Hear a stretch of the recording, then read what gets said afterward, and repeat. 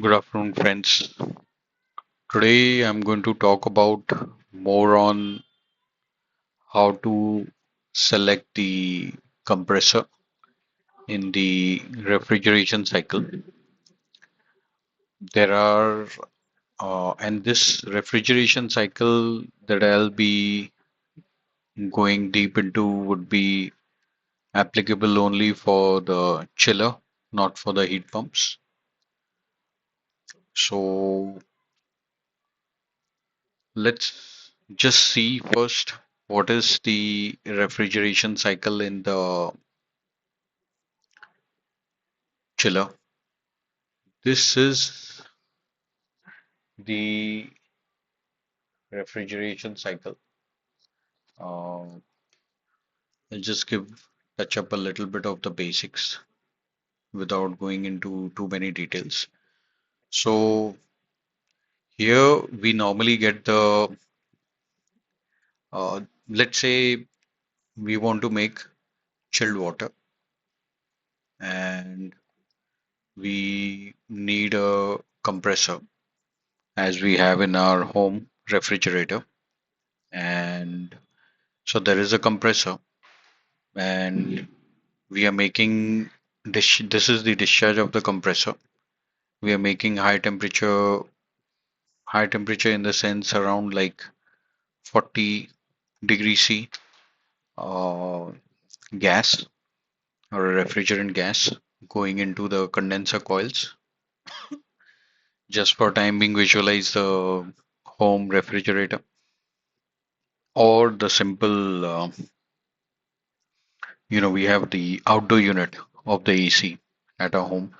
So imagine that outdoor unit with a fan, and so it's giving out the heat, and once it is condensed, all this refrigerant is condensed after giving up its latent heat.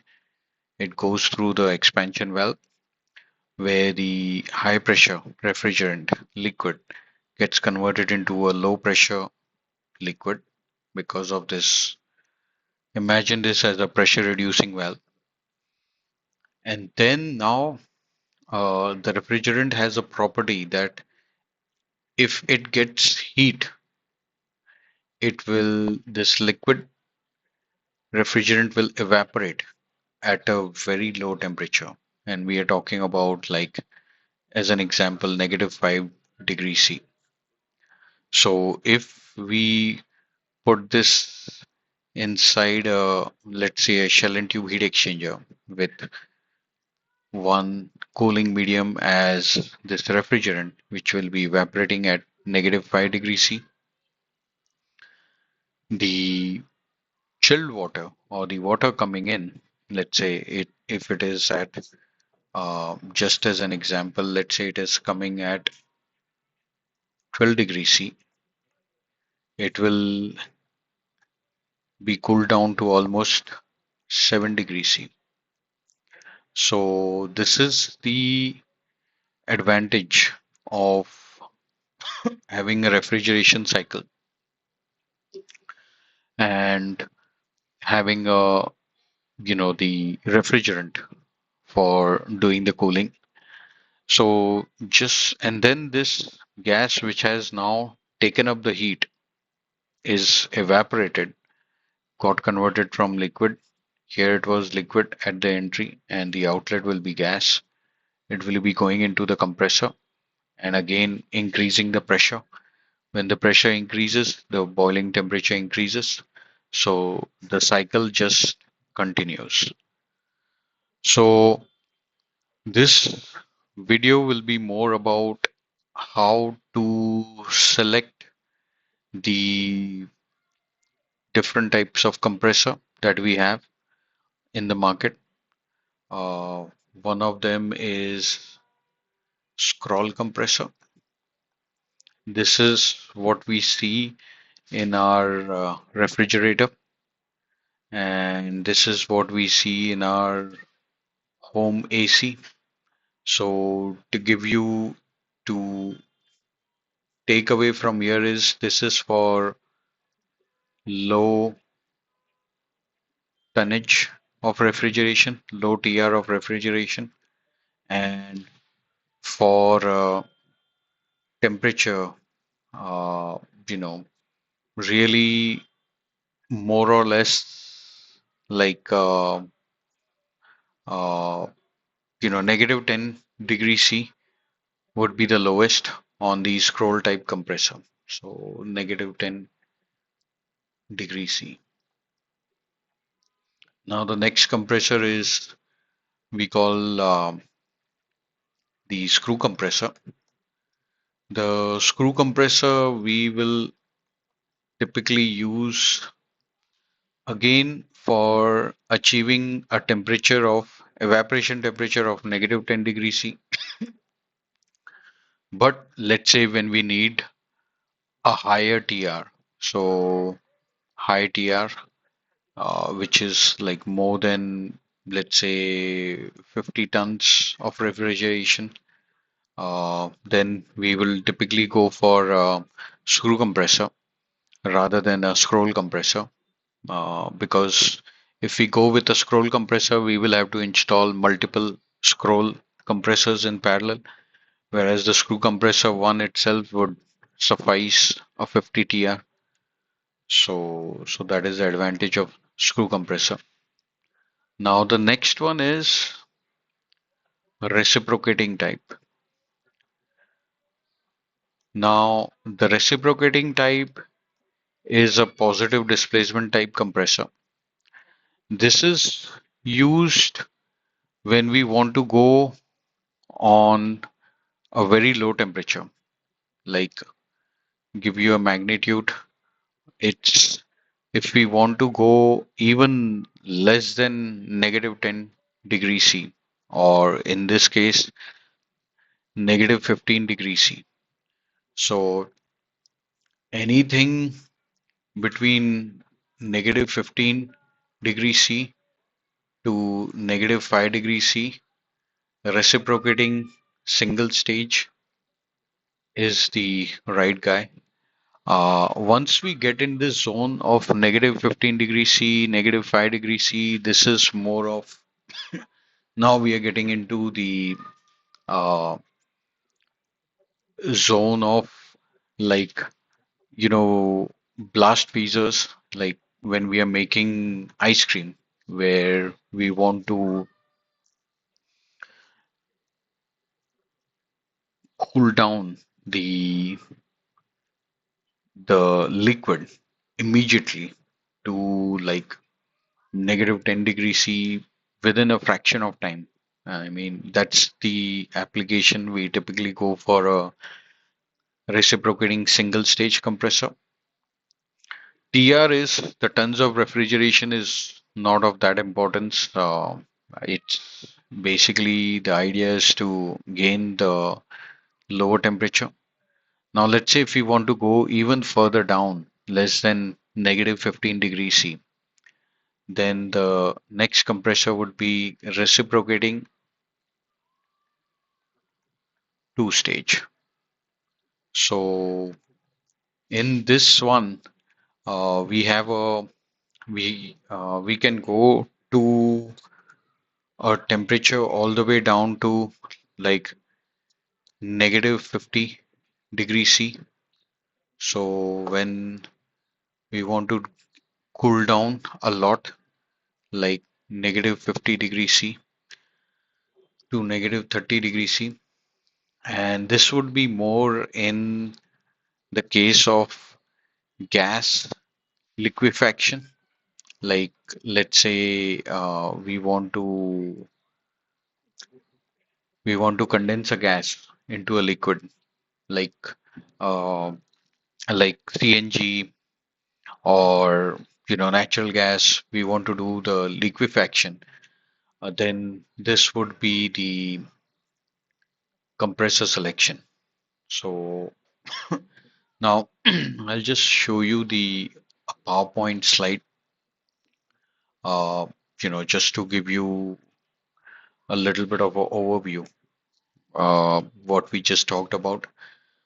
So these are the, type of compressor, and There was a very good tool that we have freely available, and I'll just give you that how to get to that tool. It's a Bitzer compressor selection tool. So the very first one that, or I would say the second one in this case is Bitzer software. So this is a very handy tool that gives us a way to, or you know, a tool to play around to select compressor. I would just put it that way. Using the basics that I gave you, like how to select the compressor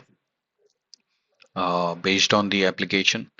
So this this chart I kind of refer once I land into this page and get confused, like, oh, which compressor should I go for? So I just use this chart that becomes handy in selecting the compressor.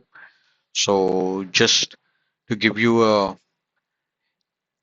taste, let's say if we go for a scroll compressor, and let's just say I said for a temperature more than negative 10 degrees C. Okay. Now let's test this out, whether this is true or not. So let's say I select a scroll compressor, and let's say my gas is 410A.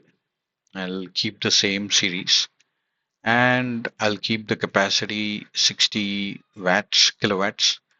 And let's say I reduce the evaporation temperature to negative 15. Let's see how it does. So now it has done the calculation because I have pressed the enter, or you can press the play button. Now, once it is done with that, we'll go into the limits. Now you can see we are at a very border of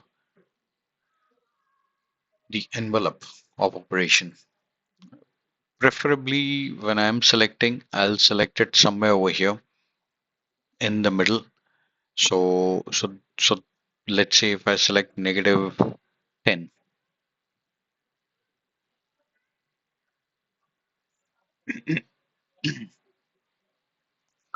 So this is more preferred range. So that's what I mean to say that this scroll compressor and the screw compressor, they typically work for anything above negative 10 degrees C of evaporation temperature. Yeah, you can go down to like negative 15 degrees C, but just watch out your envelope. Are you further away from the envelope, or just a little bit of caution? So similarly, we'll see this one, the screw compressor. You can see like the cooling capacity is 300 kilowatt. So this is something where we need a higher tons of refrigeration. So this is the way to go. Now let's just run this and see how it looks in terms of let's make this negative 15 like before, and see how it looks inside the envelope. So you'll see it's at a very borderline when we go for negative 15 degrees C. I mean, it's not that we cannot do it, but just be cautious. Negative 10 is a pretty good one. We can, easily count on it, without even thinking about it. We can easily go with this negative 10 degrees C.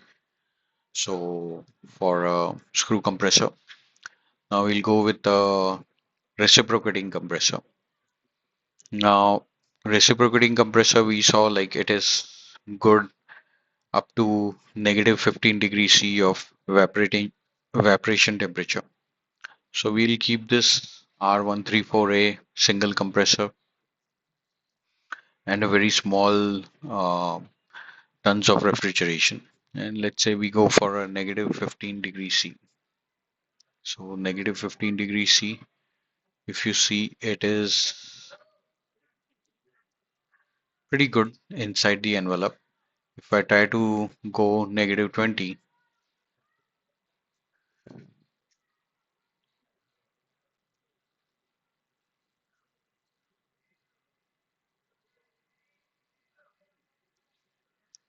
it will do it, but it will be at the very bottom. And your condensing temperature has to be 45 degrees C. So it's not that it's not doable, but just be cautious. So I typically prefer over here, somewhere over here. So it's up to individual how they select it. Then on the two stage reciprocating compressor. So again, low capacity is also possible. Uh, this is negative 35. We can go even up to negative 50 degree C for the evaporation temperature. So I'll just demonstrate that.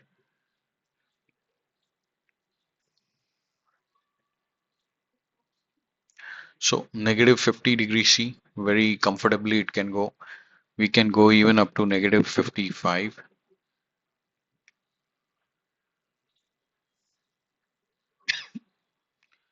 and that also it will be okay. We can even go, I mean, yeah, we can go up to negative 60 also, but just be a little bit cautious in sizing it and note that this is true with 40 degrees C of condensing temperature. So this was more of a, overview of, you know, I I always had this hiccup that whenever I'm coming across this Bitzer software for selection of compressor, how to, select these compressors. So this is more on the compressor side. Uh, if you have any questions on these compressor, let me know. I would say that these open compressors are more for the process side where you are not having enclosed cycle like this directly how we have over here, but in some form of a way that you have a open loop. These compressors are more for that. So, okay, thank you. I hope you got to learn something from this. Thank you.